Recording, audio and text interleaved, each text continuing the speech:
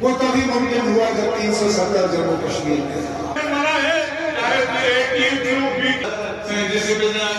جو جموں کشمیر کے ساتھ وعدے کیے گئے تھے وہ کسی فرد نے وعدے نہیں کیے تھے، وہ ملک نے وعدے کیے تھے۔ یہ رشتہ جو بنا تھا یہ کسی ایک دلی کے لیڈر کا یا دلی کے سیاسی پارٹی کا نہیں تھا، یہ ایک ملک کا رشتہ اس ریاست کے ساتھ بنا۔ اس کو زخم پہنچانا یا اس کو کمزور کرنا یہ اگر مبارکبادی کا قدم ہے تو ٹھیک ہے نا، وہ ایک دوسرے کو مبارک کرتے رہیں۔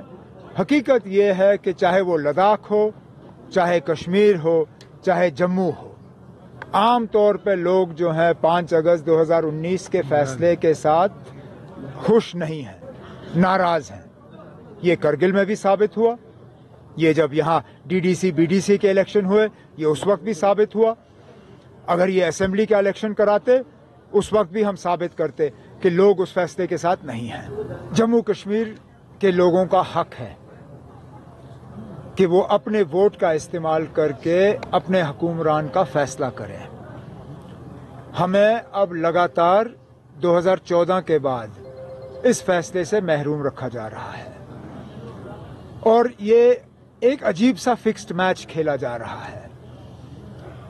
جب آپ حکومت سے بات کرو وہ کہتے ہیں کہ فیصلہ الیکشن کمیشن کو کرنا ہے، جب آپ الیکشن کمیشن سے سوال کرتے ہو وہ کہتے ہیں کہ ہمیں حکومت کے ساتھ مشورہ کر کے اس میں کوئی قدم اٹھانا ہوگا۔ ظاہر سی بات ہے کہ دونوں ایک دوسرے کے پیچھے چھپنے کا کام کر رہے ہیں اور اس کا خمیازہ جموں کشمیر کی عوام جو ہے وہ بھگت رہی ہے۔